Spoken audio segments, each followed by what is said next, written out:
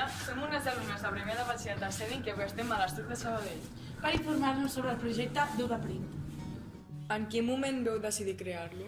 Udaprint com a tal sorgeix el 2012, però veníem de treballar junts en un altre projecte que va començar el 2009 i aquest projecte, la forma en la que va anar evolucionant era d'intervencions efímeres, ens va portar cap a un objecte imprès, que era un llibre que formava part del projecte, i aquí va ser quan ens vam topar amb les dificultats de produir un llibre a una escala petita.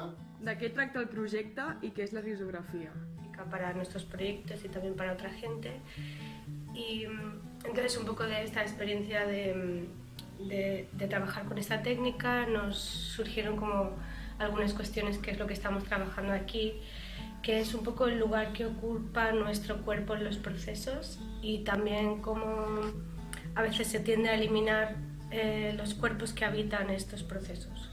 Y aquí estamos trabajando inicialmente lo que planteábamos era hacer una serie de publicaciones y realmente lo que estamos haciendo es no hacerlas. La idea fue como plantear una serie de acciones donde nos eliminamos de los procesos para hacer un poco evidente esto que os comentábamos antes. Estas pantallas que veis aquí son las pantallas que pone la máquina, tiene un cilindro donde esto se adhiere y entonces aquí mediante un sistema térmico se graba la imagen que luego se va a estampar.